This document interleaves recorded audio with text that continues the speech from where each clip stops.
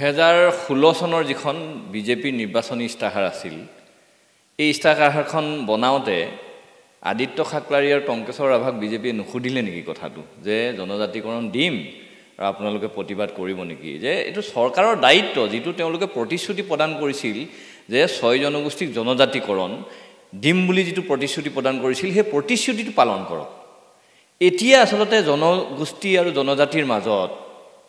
এনেকে ধৰণৰ এটা পৰিবেশ ৰচনা কৰাটো আসলতে চৰকাৰৰ কৰবাত পৃষ্ঠপোষকতা আছে নেকি এই কথাটো কিন্তু লক্ষ্য কৰিব লাগিব সেইকাৰণে এই নিৰ্বাচন আহিলে এনেকে ধৰণৰ এটা পৰিবেশ ৰচনা কৰি দিয়ে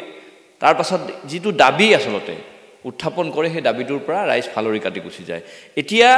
6 জনগোষ্ঠীৰ জনজাতিকৰণৰ বিষয়টো চৰকাৰৰ লগত যুদ্ধ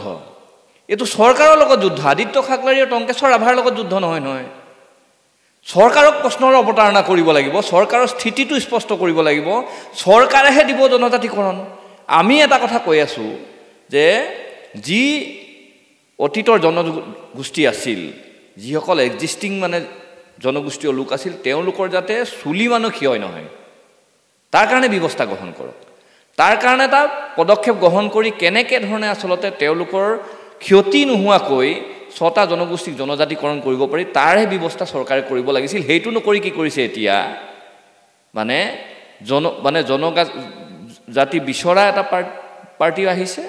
আৰু বিৰোধ কৰা এটা পাৰ্টি খাৰা হৈ গৈছে এতিয়া নিৰ্বাচন আহিলে এনেকুৱা ধৰণৰ কাম কাজ বিলাক কৰে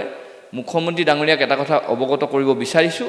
যে এনেকুৱা ধৰণৰ কাম কাজ নকৰিব আৰু জনগোষ্ঠীয় জনজাতি যিসকলে বিচাৰিছে তেওঁলোকৰ নেতাসকলকো এটা কথা অৱগত কৰিব বিচাৰিছো যে আপোনালোকে আদিত্য খাকলাৰী টংকেশ্বৰ ৰাভাৰ লগত যুঁজখন বাদ দিয়ক আপোনালোকে চৰকাৰৰ লগত যুঁজ কৰক চৰকাৰেহে প্ৰতিশ্ৰুতি প্ৰদান কৰিছিল আদিত্য খাকলাৰীয়ে কৈছিল নেকি যে আমি জনজাতি দিম বুলি টংকেশ্বৰ ৰাভাইটো কোৱা নাছিল জনজাতি দিম বুলি জিনে কৈছিলে যি তাৰবা হাখনলৈ আহিল তাৰ পাছত তেওঁলোকে আজি তাৰিখত এনেকে না জজ্জৌ না তস্তৌ কৰি আছে তেওঁলোকহে আপোনালোকে প্ৰশ্নৰ অৱতাৰণা কৰক আৰু 26ত তেওঁলোকক শিক্ষা দিবৰ কাৰণে পদক্ষেপ গ্ৰহণ কৰক